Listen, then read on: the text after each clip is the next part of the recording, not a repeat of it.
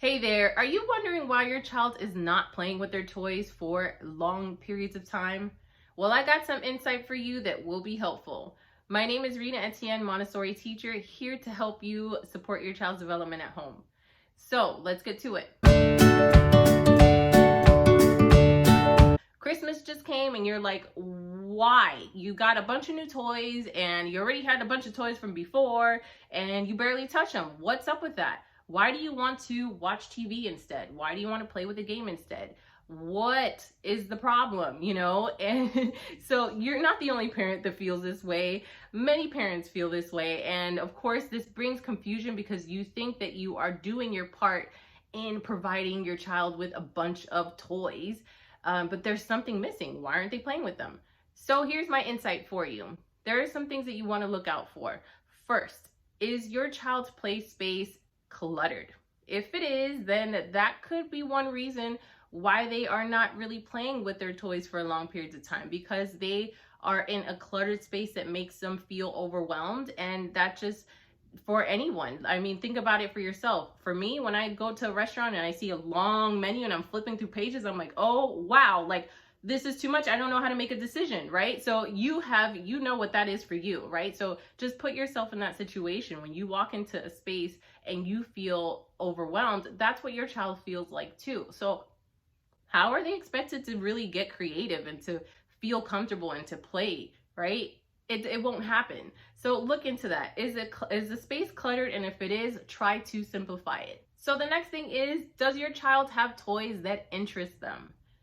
Meaning, if your child is really into cars and they're really into like building, do you have cars and blocks at home? Or is it just, farm animals and dinosaurs and things that they don't really gravitate to, right? So think about that. What do I have at home that is actually appealing to my child's interests? Like, do they actually care to play with it or not?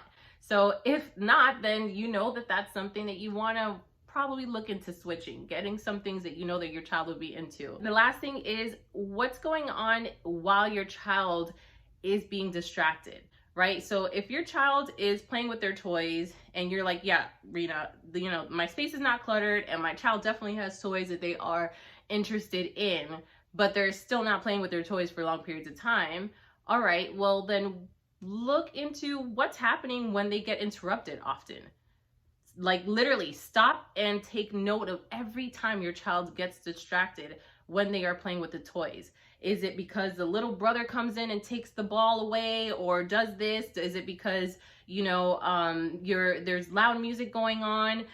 Is it because the TV is right there in the play space and your child is holding the toy but looking at the TV at the same time? Like, what's happening? What is interrupting your child during this time that they get distracted while they are playing?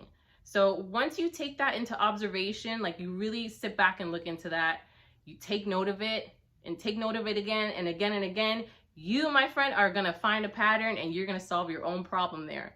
All right, so those are my tips that I really feel are impactful and that will help you help your child stay more concentrated, creative, and connected to their toys. All right, so if you have a question, let me know. Send it to me. Let's talk. Let me know what you have in mind and how I can help. Oh, and remember to subscribe below so that you can keep getting insight from me here at A Little Room to Grow. Thank you so much again for watching, and I'll see you on the next one. Bye.